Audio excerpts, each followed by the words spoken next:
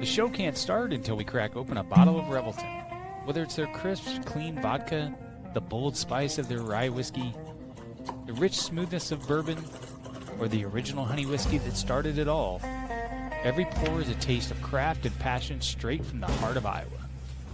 So pour yourself a drink, settle in, and get ready to relax, laugh, and enjoy the show.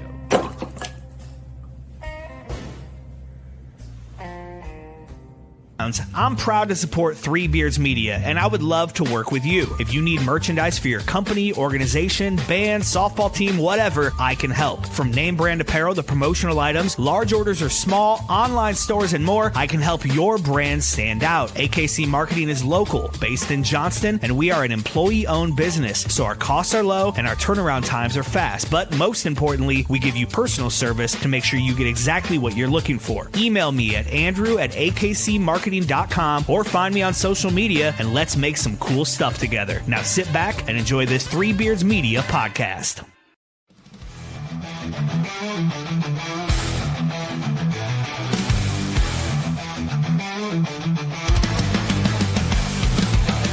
Under the bright lights, the crowd screams loud. Steel cage rising, bodies hit the ground. Blood, sweat, and glory, this ain't no show. It's a fight for survival, it's all we know. From the top rope, defying the sky, we're locked in a hole, fighting to survive. A heel turns cold, the baby face burns. One wrong move and the tables will turn. Chair shots and chokeholds, pain in the air. Tap out or blackout, you best beware. High-flying daredevils, warriors on might. Only the toughest survive the fight. Not seen red echoes of the past. Submission locked in, will they break or last? The rip counts one, the rip counts two. Kick out at three, and you battle on through. From the top rope, defying the sky, or locked in a hole, fighting to survive. A heel turns cold, the baby face burns. One wrong move and the tables will turn. Chair shots and chokeholds, pain in the air. Tap out or blackout, you best beware. Joe, my brother, what is up? Are you going to alienate half of our audience? Yeah, that was for Bill Blank. That's the biggest photojournalist. Love Bill Blake. Oh yeah, that's my boy. He's I just just like giving him fucking shit. bro. He knows what team's best. He knows what team's good. I just toss Hercules aside. Coop DeJean or somebody might be watching. Who knows? Ooh, well, Cooper DeJean's playing right now. Oh yeah, they are playing right now. He might be on the sidelines. I watch the chair shots and chokeholds. Yeah, We maybe get big names here. maybe he's tuning in. Probably. He's obviously not tuning in on that offense that the Philadelphia Eagles have. What's the score? Did he score yet? Just started. 3-0 Philly. Okay. Yeah, we already got the Philly fans all jumping off bridges. Yeah. But Joe, Thursday nights, it's not for football. Pro wrestling Baseball. time. It's for professional wrestling, man. How you doing today? Doing good. Yankees are out, so I'm even better. Duh. Yankees rules. See ya. They're done. Now you They can, go. you can go put on your fucking LA Lakers jerseys, Yankee fans, or maybe your Dallas Cowboy jersey. I don't know, whichever one you prefer. Right. 7-3 Giants. Let's go. Let's go. Fuck the Eagles. Sorry, Gene. Sorry, Gene Snitsky. Wow. He's Yes. definitely watching the game. I know he is. He's in the hot tub watching. Yeah, he's partying in the hot tub. We're gonna get a selfie here in a little bit. Like, hey. I'm sure. That or a shit pick. Yeah, shit pick or selfie or flexing pick. One of the three. Always with Gene. Always, man. So, dude, I'm kind of jacked for this show because I love professional wrestling at 7:30 in the morning. Oh my God, I'm I excited. fucking love it, dude.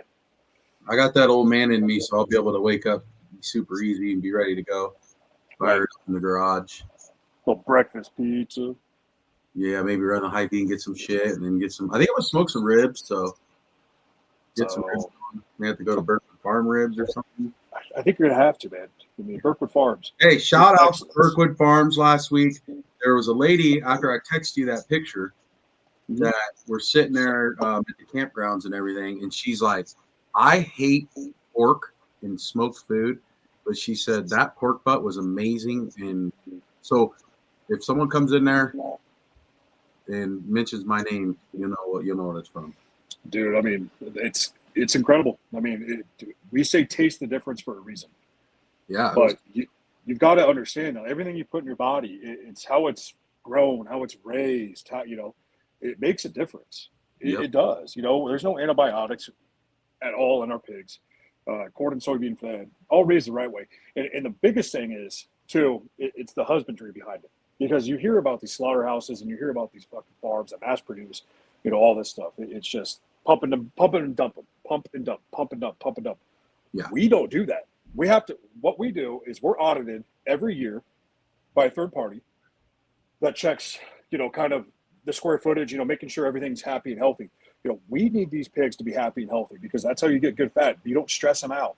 A pig that's stressed out is horrible meat. Horrible. And you can't stress them out, man. I mean, so that's your all these hot dogs? Yeah. Like you're hot. Well, anything. I'd eat it. So yeah, I can't. Well, I grew up eating it, but there is a difference. And so, in that care and as I get older and have kids and have family and things like that, you really care about what you put in your body. And so, I'm proud to represent Berkwood Farms all day, every day. I mean, I used to be Jake from Budweiser. Now I'm Jake from Berkwood. Yeah, it's awesome.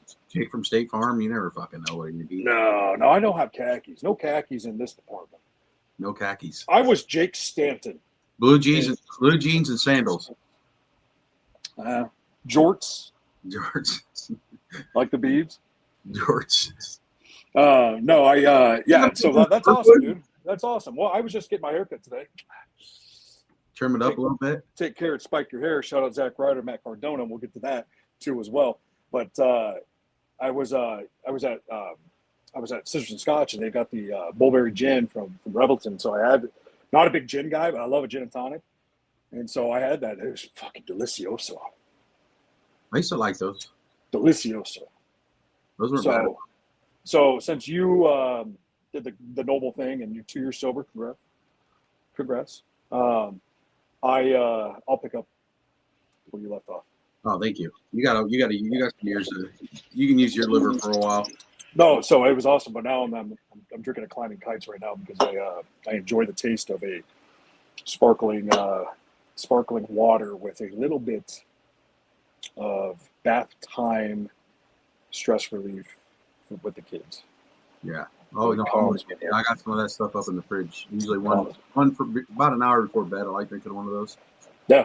Now I don't drink them as fast, so that's the good thing. It's like on professional wrestling nights, like on a Friday night.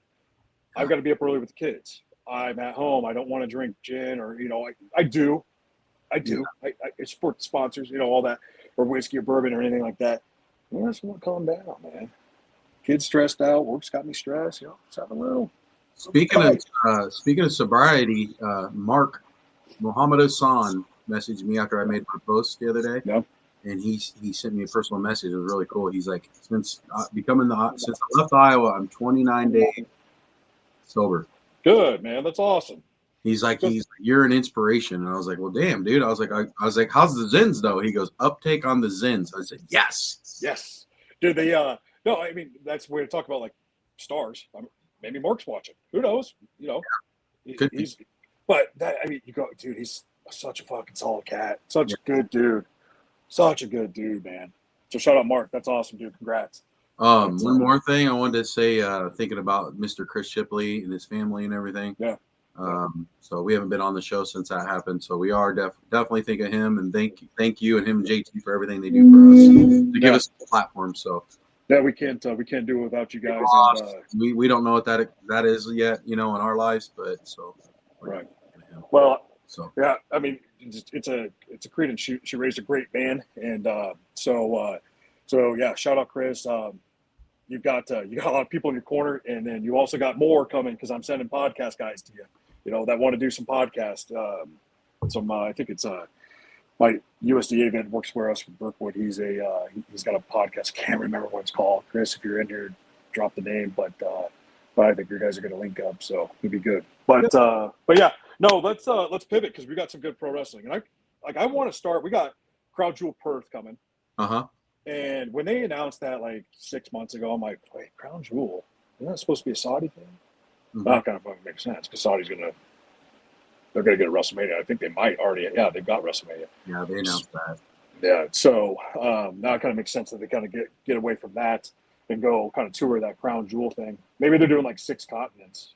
Or I don't know. How many continents are there? 7 continents. There you go. I don't think Well, they're going Antarctica, brother. I was gonna say, yeah, maybe they're gonna do 6 continents and Yeah, just no. kind of go all over. But no, it's I'm looking forward to it, dude. And I was watching, Raw, SmackDown, NXT, and I want to get to that in a bit.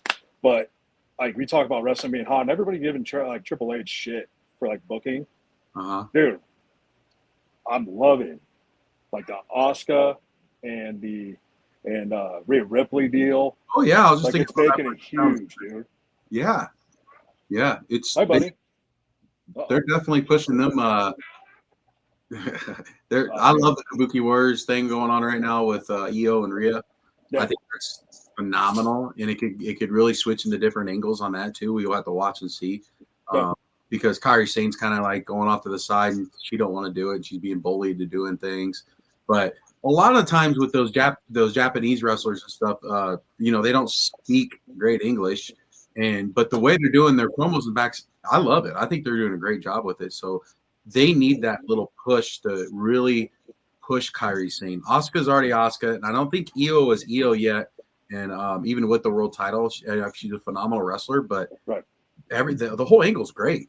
Yeah, it's awesome, man. To have it close out Raw a couple weeks ago, It's like, whoa, all right. And we talk about it all the time, dude. We try to give these women their flowers because they're hell of athletes, and they tell a story too, dude. It's awesome. Yeah. And so, like good to see what they're doing with that, and they're going to shine too because they're not going to be in Saudi Arabia, No. where they don't like to Dress. Yeah. So hopefully it's Rhea's backyard too. So hopefully we get like the best out of her, which we always do. I mean, that's never an issue, just like Charlotte Flair and all that. So hopefully we get some badass moments from there. Hey, Pierce, stay out of there, please. You can go to your go watch TV. Go get him, Pierce. Okay, you go in your playroom. We'll get some pants on. Yeah. So dude, I'm jacked because when Kelsey's got a bachelorette party. So when he wakes up at 7, we're gonna have something right to do. Yeah, right away. Like right before the Iowa State game, it's gonna be awesome. We're gonna have breakfast, do the things, and it's, dude, I'm jacked up for it. I'm gonna have to rely on you to bring up the match card because I'm on my phone tonight, and so, I mean, if you want to run down the match card, but I know that we had kind of anticipated doing like our top 5 champion versus champion matches, and I've got my list. I've worked hard on my list, Joe, so I really want to do it. I got my list too. I mean, I got my number. Let's do our number 5s first. Obviously, we're talking about with Cody and Seth and Tiffy and Vakur. Yeah. That's good that they're adding both of this together. Now, let me confirm this real quick though. Is it title versus title? No, and I was confused. It's for that title, right? Like last year. It's for that, like, yeah, that title, that ring that Cody's wearing. Okay, because I was like, okay, that ain't gonna make sense. But yeah. I don't know. I'll go first on my number 5 for me would probably be I think it'd be Austin versus Jericho at Vengeance. Yeah. That's that's my number 1. Is your number 1? Number 5 for me. Dude, I'm older, so that's number 5. I know, but it's like that's the part where that's number 1 for me because it was such a huge moment growing up because you always wanted to see WCW versus WWF. You wanted to see that collide, and you kind of almost did because you had the whole Outsiders deal and all that, blah blah blah. But this was like true, and when it happened, I was watching it on like a Angel Fire website, where they're streaming it, and it was cutting out, and I couldn't believe Jericho went over. I go, are you kidding? Kurt Angle, The Rock, Stone Cold, Jericho. Bang, bang, bang. Like, what? Yeah. Jericho. But then that like showcases how, I mean, Jericho's awesome. Yes. He's always been awesome. And when he debuted Y2J, it was awesome. And it kind of gave a little bit of a kind of gave like the flowers to the WCW cruiserweight division because it was so good. And to see him come in, do his thing. Obviously, he was not a cruiserweight, quote unquote, in WWF when he debuted. To see like, hey, anybody can do it. And he was so fucking good on the mic, man. I mean, he still is, dude. Well, and it also helped guys like Rey Mysterio, and, Guerrero, all them guys. That was kind of the start for all of that, right? And then you're beating, some three of the major guys there is in the game. It's huge. Yeah, because he beat The Rock first match, and then Austin beat Kurt Angle, and then so he beat The Rock for the WCW title, and then that unification, dude, that was like, holy shit. Like they unified. And that shot with him holding both belts, even Triple H holding both belts, badass, dude, badass. I miss the old WWF though. Oh yeah, the wing. Yeah, well, not the Winged Eagle, not the '90s one. I missed the 2000s. 2000s one. Okay. Yeah, with the circle. But I still like the OG that Cody came out with. Hey, so my number 5 though, and this is going to show my age, but I appreciate it and I love the match because I'll go back and watch it. Hogan versus Warrior, WrestleMania 6. Yeah, that was probably number 2 for me. Yeah, that babyface versus babyface. Yep. That almost, I'm not going to say passing of the torch, but kind of was. Yeah, kind of was. It took Hogan to give that up too. Right, and you kind of go back to like Austin. Like Austin didn't want to go.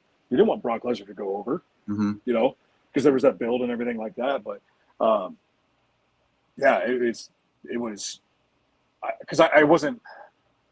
I don't know if I was alive. I don't think I was alive at the time, but it was like to go back and watch it and to see kind of still how it holds up to this day, where the crowd was hot. Oh, dude, it's huge, man, because it was 50-50 for sure.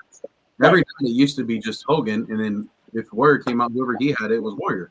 But back then it was 50-50, 100% 50-50. Whoa, yay, oh, yay. It was back and forth. And that's what really started. That gave Warrior the push he needed. At the time, he wasn't the greatest wrestler or everything, but neither was Hogan. But they were what they brought, like Warrior's entrance coming out. It just pumped up the crowd. Hogan pumped up the crowd. Both of them, you beat them down. They just, they get up and they're like, oh, fuck, you can't keep this guy down.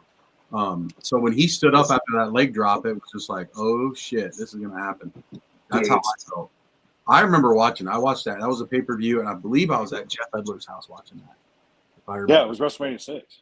Yeah, if I remember right, I think I was at Jeff Edler's house watching that pay-per-view.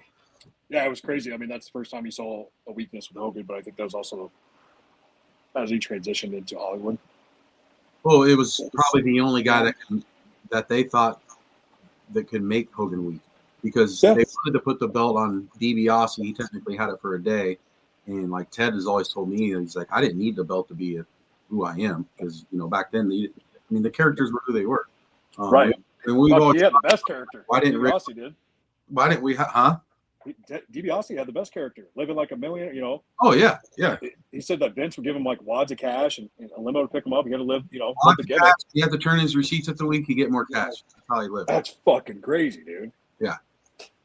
Not only that, he had some of the best entrance music of all time. Oh, hell yeah. I love that entrance music. Money. It's the best is obviously Austin, like, no doubt. But money. It's still great. Like with the laugh at the beginning. Like no. Money. That's what 30 years old at this point. It's 40 years old at this point, and it's still great. So don't date yourself, guys. Don't date yourself, guys. Don't date. I just turned another year older, so I'm dating myself constantly. But anyway, I get it back out again. Right back. So Joe, what do you think? Yeah, I think that they would have needed Andre to make it more believable, so Ted couldn't beat him on his own. So I think that's when they're like, okay, Hogan, there is one guy that we can make it believable that you're beatable, and it was Warrior. Yeah. So, number 4, what do you got? I was gonna go with Cena Orton, TLC. Barely missed my list. Barely missed your list. Barely missed. And it was tough for me because I didn't want to. I wasn't gonna put Cena. I'm not a huge Cena guy. I give him his respect and everything. Shout out Noble. I'll hate. I love Noble. Loves him. I'll hate when he goes, but that was a great match, man. That was fucking legit. Yeah, it was phenomenal, dude. for like a decade of like, I don't know, PG era. Like, I mean, that match holds up to this day. Mhm. You know, that's these dudes were in their prime, and you don't see it when you're living it. It's kind of like the whole LeBron Michael Jordan thing. You don't see it when you're living it, and to see those two dudes they came in together. Now they've got 20, 25 years experience doing it all together, and the longevity from that match. I mean, it set them both with a rocket ship. I mean, Cena already had it, but if you could add more rockets to a rocket ship, dude, both of them just went. Yeah, and that match there kind of reminds me of the match with Seth and Cody this week. I feel like they're both like in their prime, going at it. You know, Yeah. I mean, most of these matches are guys in their prime, but it's just different when you really look at it. If you watch wrestling enough, you're like, this is it. This is when they're on. You know, this is one of these guys. It's not going to hurt them if they lose. You know, No. older. You know, if Cena would lose now to fucking whoever, Seth Rollins, right? It's different. It's different because neither one of them are in their prime. Brock Lesnar. That was not even a match. Yeah, that's no, again for a decade of just like PG era, just kind of, I don't know, like not entertaining. I don't know, because it kind of was entertaining, but it was entertaining in a weird way. It wasn't entertaining like Attitude Era entertaining. It was entertaining because it was flat, like colorful, I suppose. You know, gimmicky. Maybe that's why, you know, in the 90s or late 80s, early 90s, that's why, you know, they had the Garbage Man. Duked it up. Yeah, and then they had fucking, you know, IRS or the Repo Man. Shout out Repo Man. Repo Man, my boy. But for 4, I've got Lesnar versus Bryan.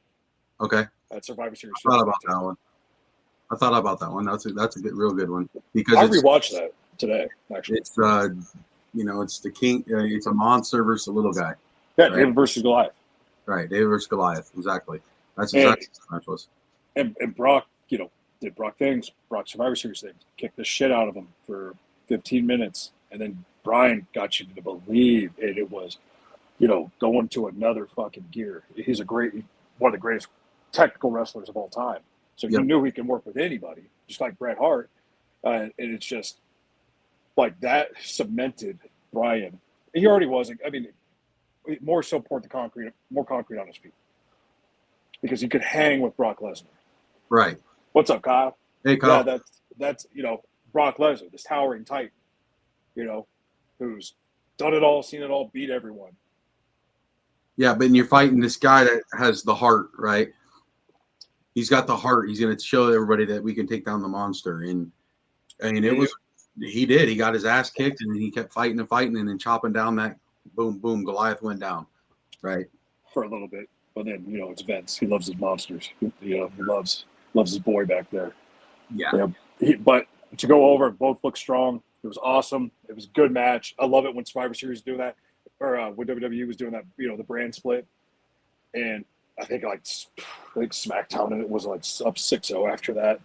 It was crazy. It was good, dude. I appreciated that era a little bit more so than that early 2000s, because that's when I got like really back into it.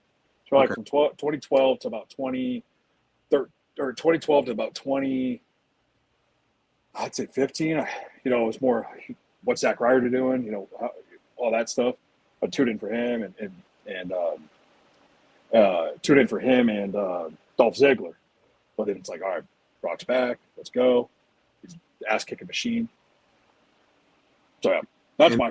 And then they made Daniel Bryan be that guy. It wasn't another monster, you know. No, when he was doing it legit, like he was doing it like convincingly. You know, he didn't have the body of Triple H. He didn't have the mic skills as The Rock, and you know, but he made it believable, dude. Right. And he got himself over. Big time. I mean, to the point where they had to change fucking WrestleMania 30 plans. Oh, yeah. And a snap of a finger. Yes. And good on them for doing that. Good on Vince for recognizing that.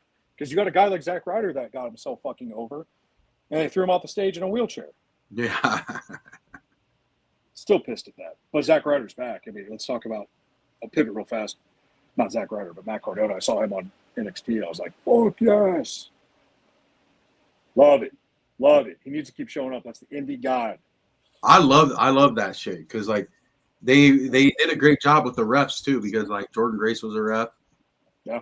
Because which direction is she thinking, you know? And then you got Joe Henry right in the middle of everything. So that, and then Trick Williams, I think he's going to be a pretty big star once he gets called up. I like Trick. I like Carmelo Hayes, but I think his upside's a little bigger than Carmelo Hayes. But maybe that's transitioning different for Carmelo. But yeah. With the whole TNA NXT thing, we've said that in a bunch of different shows. We've said that like this is what we want to see. This is the shit we want to see. Too bad like AEW. It couldn't happen with AEW too because I would enjoy that, but it's not possible right now. I don't think. You tell me billionaires can't get along? Yeah, right. Totally been shocked. Right. I mean, for the right amount of cash, they would. You know that. Moving forward, number 3. What do you think? So I had the Hogan Warrior. I think my number 3 though was Hogan Warrior was 2 for me. Number 3 was on a Nitro. Okay. And it's Goldberg Hogan. I know it sounds stupid, but the people going nuts for that fucking night is one of the loudest things I've ever heard on a TV. Because that was in the Georgia Superdome, yeah, Georgia Dome. Insane. And I know JT, a lot of people hate Goldberg, but that was kind of like the Warrior beating Hogan, right? You know what I mean? This came out and fucking did it, and the crowd's going fucking nuts, and everyone went nuts. To me, because he had the U.S. title at the time, and then he ended up winning the world title from Hogan. That was crazy, dude. I'll never forget that day. Well, were you flipping back and forth, or did you just? I mean, obviously you knew it was going to happen. No, I watched. Like I told you, I'd watch Raw, and then at 10 o'clock, I watched the whole thing of WCW. Then I go to bed. 3 hours, dude. The magnitude of that is Hogan, man. Letting people go over him, especially at that point. Yeah. At both points of his career on that list. It speaks volumes about the guy. Yeah, for sure. And it's just the pop of it, man. It has nothing to do with the match and how shitty both of them could be and maybe in the ring. It's just like what the people wanted. It's what the world wanted. And it fucking WCW was just taking off at that point, right?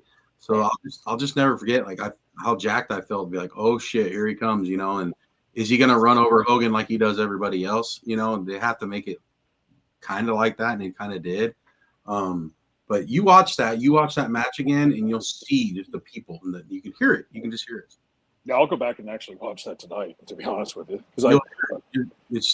I think Tony Schiavone was on the mic, and it was nuts, man. Bobby the Brain might have been there with him, but I'll just never forget. Like the announcers make that shit happen too. They make you jack.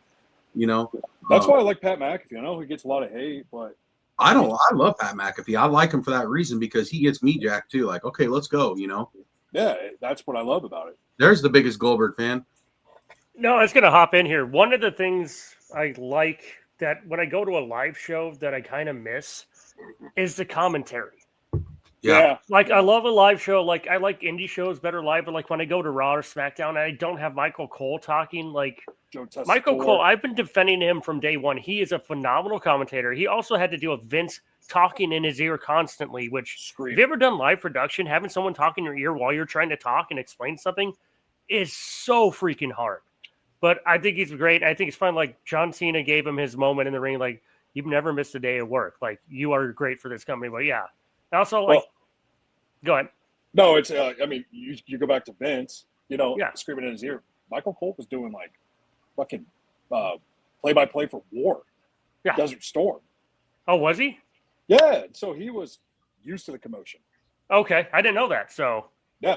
But like GT's saying, to have someone in your ear the whole time, and then you got to present it in your words to make the people watching that think it's coming out of just your mouth. That's pretty good. No, he's been great, and like honestly, yeah. So just want to cop on, give my flowers to Michael Cole because he's fantastic. So I agree. Syracuse alum. He what I like to do is like close my eyes, you know, like play by play. because that's essentially what he is play-by-play. Is he's telling me the match? And he does. He tells you the match, which is badass. And then, you know, Pat or Wade, they had their color commentary, you know, things like that. It's, dude, give him his flowers. But you're right. I mean, announcers make that, but the crowd too as well. It's announcers and crowd. And that's why it's professional wrestling is just when they walk backstage, I guarantee Goldberg and Hogan were like, that was fucking awesome. Holy shit. Yeah, they're like, holy shit, that was great. Well, they always say like that's one of the biggest pops, you know, next to Austin coming out and helping Mick Foley win. Mm-hmm.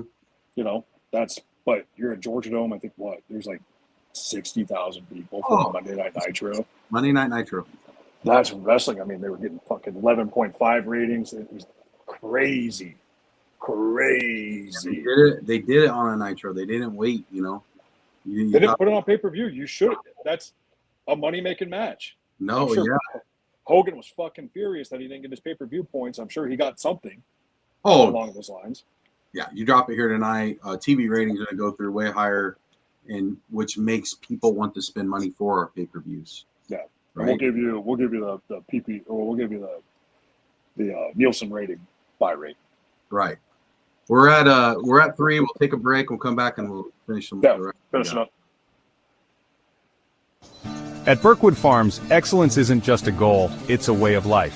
For generations, our family farmers have dedicated themselves to raising the finest heirloom Berkshire pork, never sacrificing quality, never cutting corners. Our farmers aren't just caretakers, they're stewards of a tradition, passing down their commitment to responsible and humane animal husbandry from generation to generation. That dedication makes all the difference. It's why top chefs and grocery stores across the nation trust Berkwood Farms for pork that's rich in flavor, tender, and always of the highest quality. From our farms to your table, we take pride in every bite, because when you choose Berkwood Farms, you're not just choosing premium pork, you're supporting independent farmers who pour their hearts into every cut. Berkwood Farms, farmer-owned, quality guaranteed, taste unmatched. Thank you for choosing Berkwood Farms, where excellence is a tradition. You need to watch this if you struggle with finding rare sports collectibles. Hat Trick Breaks has got you covered. Whether you're a die-hard sports fan or a dedicated collector, Hat Trick Breaks is your ultimate destination. Dive into the excitement of live card breaks, where every rip of the pack could reveal a gem. Meet your sports heroes at our exclusive autograph signings and take home a piece of the action. Our community is all about passion, connection, and unforgettable experiences. Join us on Facebook, and let's turn your sports dreams into reality. Hat Trick Breaks, where every break is a win. Making great tasting bourbon requires the perfect combination of ingredients, conditions, and time. The longer it rests, the better it tastes. Revelton Distillery's new single barrel bourbon is made from 80% corn, sourced 100% from Iowa farmers.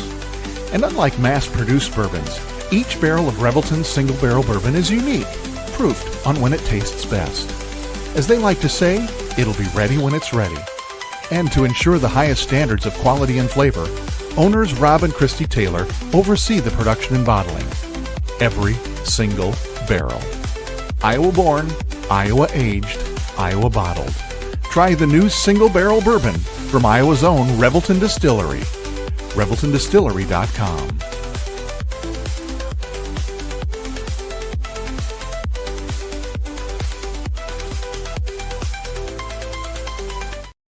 Gentlemen, let's be honest.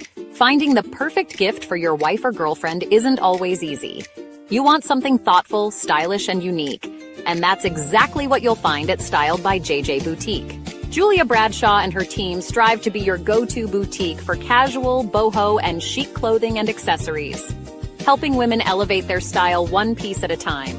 Located right here in Johnston, Iowa, Styled by JJ brings trendy, high-quality fashion that boosts confidence without breaking the bank. So, if you're looking for a gift that says, I get you, instead of I tried, head to Styled by JJ Boutique. Because nothing makes her smile like feeling beautiful. Styled by JJ Boutique, where style meets confidence. Visit our Johnston location or shop online at styledbyjjboutique.com.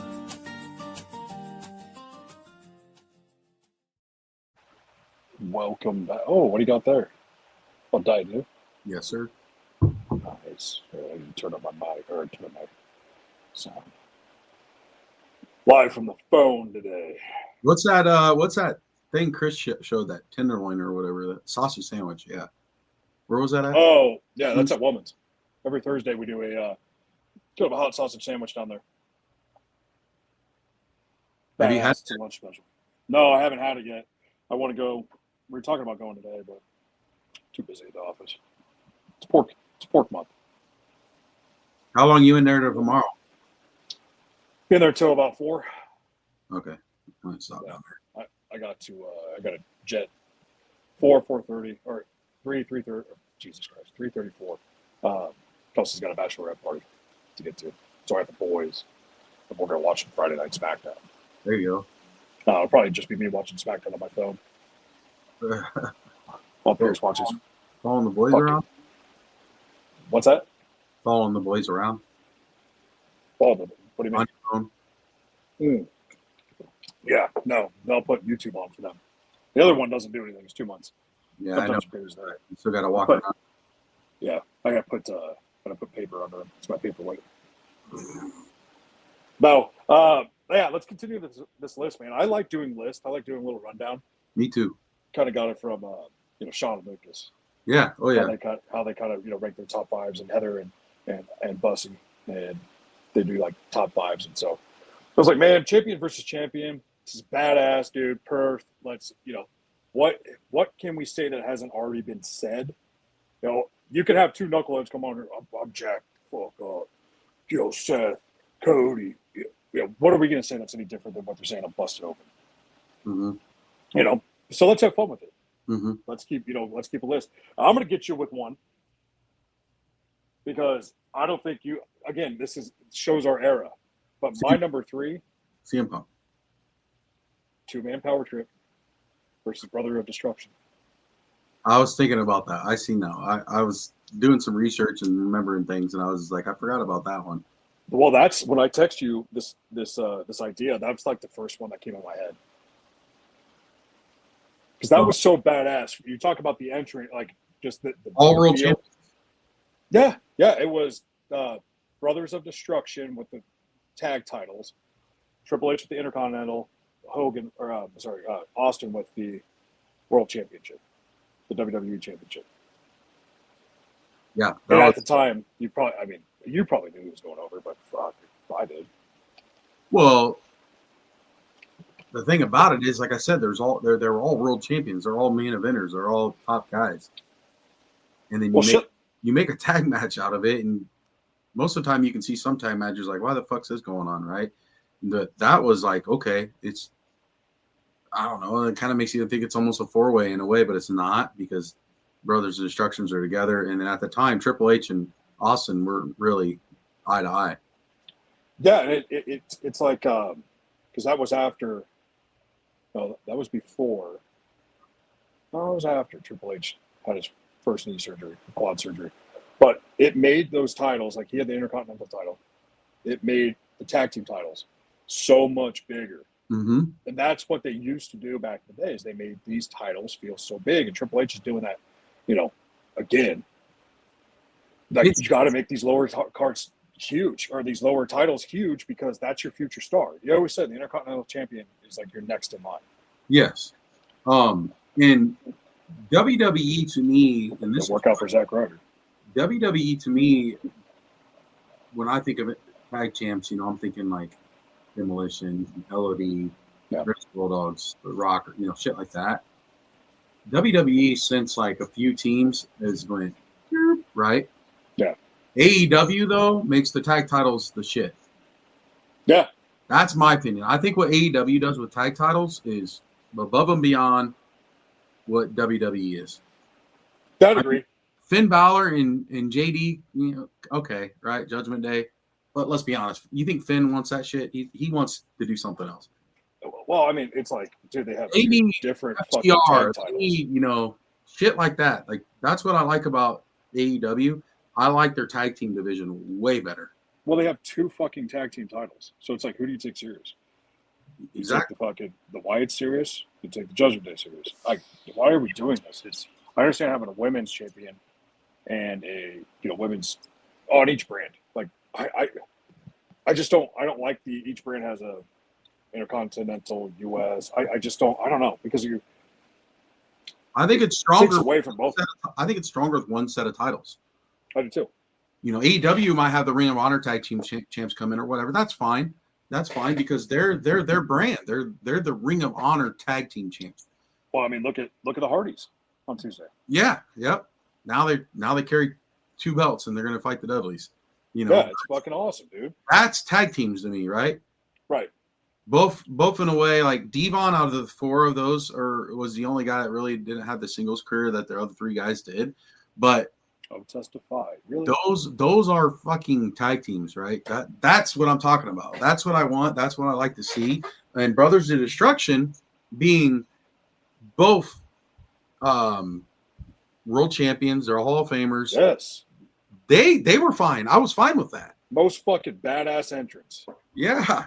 I was fine. And then boom, right into Limp Bizkit. Yep. I was fine. I was totally cool with that because that, you know, they're brothers, right? On TV, they're brothers or whatever. Yeah. And these guys right here. Yeah. I was fine with that. Yes. They're the outsiders. Yes. Right? Hogan had the world title. These were the tag champs. Yes. So that is what I want back from WWE. But that match that you're talking about was great because they're all main eventers. So it was okay. I was okay with it. It was fucking huge, dude. I mean, that was big match feel before big match feel. Yeah. You know, like as a kid who fucking loved Kane, Undertaker, loved all those guys, you didn't know, like, you're just having fun, loving it. You're just, whatever happens, happens. And then you get kind of pissed and you're like, fuck, I wish that other team would have won. And, you know, I'm a Triple H guy. And it's like, but dude, none of those 4 guys were screwed on losing, right? So no. It was probably respectful. And that was a main event too, wasn't it? Yep. Yeah. Backlash. So there you go. They probably still had a decent show. I have to go back and watch that one. That's what I love about whatever app it's on now. But I like going back and watching all that shit. Yeah, I tried doing like Monday Night Raw from 1997 on. And I got all the way to when Triple H won his title at Hilton Coliseum, his first one. And I was like, okay, I'm done. This is fucking taking way too long. That's tough. I'll have some news to share for us too before we end the show. Nice. What's your number 3? So 4 of mine have already been taken. All I have is my number 1. And I think I know which one it is. This is probably my number 2. WrestleMania 10. HBK Bret Hart. Oh, all right. Really? I mean, I get it. Survivor Series. That was another one, 92. That was another one that barely missed the list. Fucking barely. I mean, what do you say about them two? I mean, that hasn't again already been said. I don't know what else to say about it. Like back then, that was for me, fucking 12 years old. That was HBK finally getting his big push. Bret Hart was in his prime, but still had a long ways to go, obviously. Yeah. And, oh wow, dude, those two put on any show you can think of, right? Yeah, they could. They say this about Kenny Omega. He can have a match with a broomstick and make it look good. Yeah, well, both of those guys could. That's fucking crazy. No, mine was Shawn and Razor. Shawn and Razor? Yeah. For the ICs? Yeah, WrestleMania 10. Because one of them, now, what was it? Who had the one that was, one of them was hurt. Was it Shawn? Yeah, it was like a unification. Or it was like a, unification. I think they gave Razor the belt, and then Shawn came back from an injury or whatever. Yeah, it's kind of like. It was either that way or it was vice versa. It's kind of what the UFC does. You know, when someone gets hurt, they don't relinquish. They crown a, God, what do they call it? When they're not really the champion. Unified the title. Yeah. That's undisputed. Another one. That was probably number 6 for me, to be honest with you. I remember all that one too. But that match did wonders for what led up after, in terms of just initially after and longevity after. Now we have ladder matches all the time. Yeah. Well, it made careers for Hardys. For both of those guys, dude. They never really put the shit on top of up there for, to go grab. now you see it way more often. You invented the Money in the Bank now. Yeah. So those two, dude, are same thing. Same thing with the Brett and the Sean match to me, but the Brett and Sean meant a little bit more to me than the Razor and Sean. Yeah, no, I mean, I like what you're thinking. It took Sean to a different level. Mm-hmm. Well, to me, it did for Razor on that match.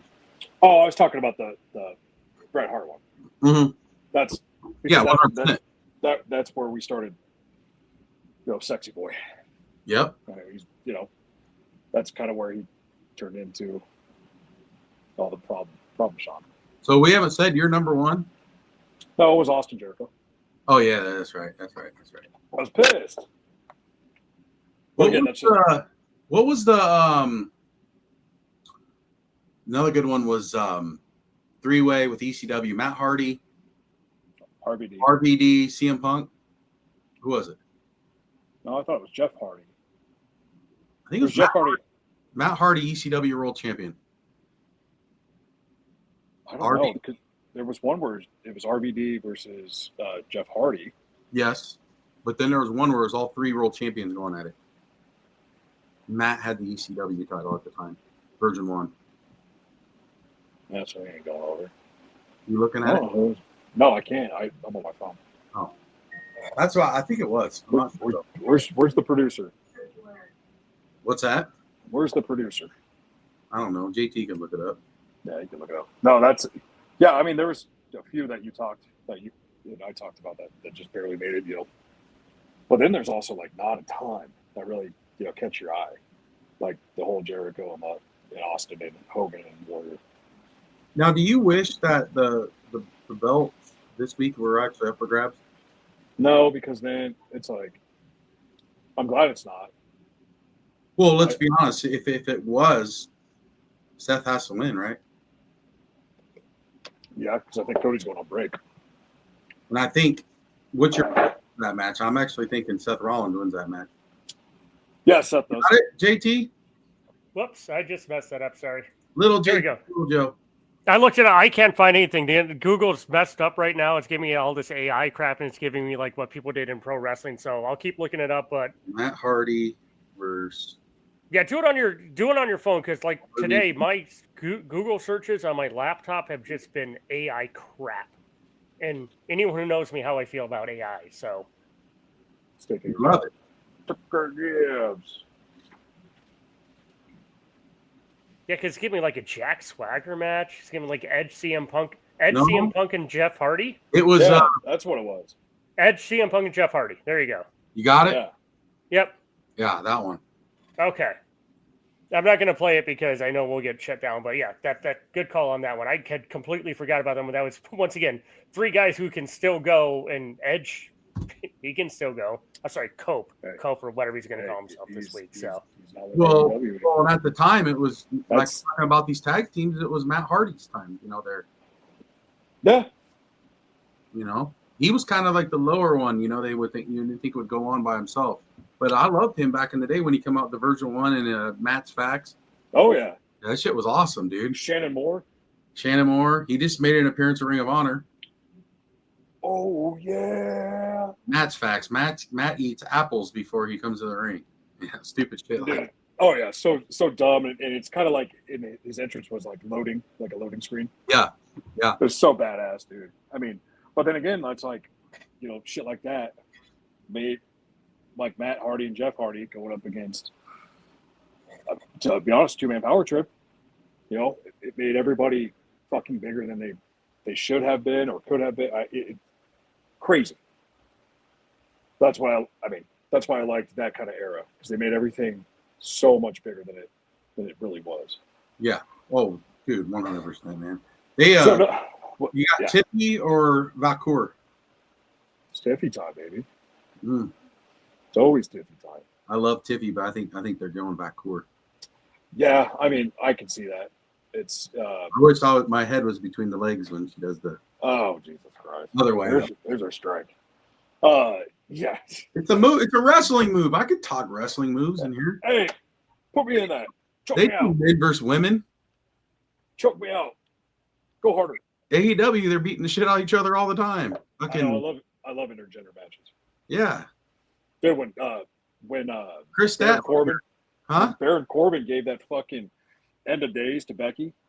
Yeah.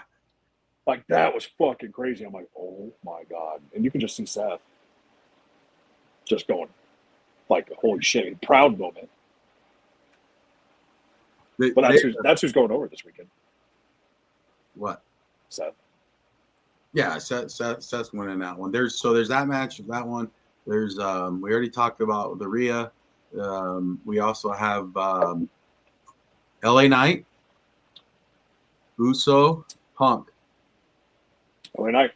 Yes, I agree. LA Knight. Give him his fucking due. Give him his due. Where are we going with that? With Roman, pretty much saying, like, does this dude not listen, or whatever? Yeah, I don't. Do they go heel with Jay? Yeah, they have to. He's playing a seat. Sorry. What's up?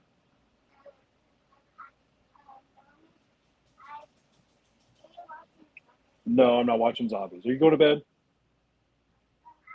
Oh, I think that's why. 2-minute warning. Yeah, I gotta get this kid to bed. No, that's yeah. What do you think? Who do you think's going on? I want LA Knight to win that match. It's gonna happen. Jay, maybe Jay listen to a program with Hook. Jimmy's involved in this, and I think maybe he picked Jimmy. And then real quick, we have Bronson Reed and Roman Reigns. Something fishy's gonna happen there. Something fishy's happening, but I think we're setting up for the War Games. Yeah, I got Roman. I still think Roman wins. Yeah, I do too. I mean, but I think it's something with Braun Breaker involved in that one, probably, obviously. Yeah, I think so too as well. Bronson Reed doesn't need it. He's already strong enough. Neither does Roman. Roman doesn't need it, but it just makes more sense, to continue to these two bad guys just chasing this ghost and give them something to build up. Yeah, like War Games, because we're a month away from Survivor Series. Yeah, so you're going to have and I think this is what before Cody is going to leave. I think would happen. Maybe that's where like Jay, because they're doing the Street Fighter movie, right? Yeah. Well, he's already done filming. Now he's got to go on tour. Oh, okay. Yeah. So that's maybe Jay. Vision. Yeah. It's future. So real quick, because I know you got to do daddy time, but yeah. I just got a text back confirmed for next Thursday night. Muhammad Hassan is going to join the show. Boom, baby. He said, absolutely. Fuck yeah. So it'd be 8:30-ish his time. If we go 7:30, get him on about 15, 20 minutes in. JT can get some questions stirred up too if he has any questions for him. So yeah, I think we'll put that on Chris. Maybe put that out, blast it all over the socials, and get some questions ready. Yep. People don't hear from this guy. Not much. Don't hear from this guy whatsoever. And we would have to JT we would have to watch like some of the questions because some of them might be stupid. You never know. We'll filter them here, so you can filter that stuff out. So no, that's awesome, dude. For sure, we have that. That is confirmed. He just texted me a little bit ago. So awesome. Well, enjoy, cuz I'm going to stop by tomorrow and see you. All right, yeah, that sounds good. Yeah, everybody else, enjoy fucking great pro wrestling this weekend. We got a ton of it. Sounds good. We'll see you guys next week. Thank you, guys. JT.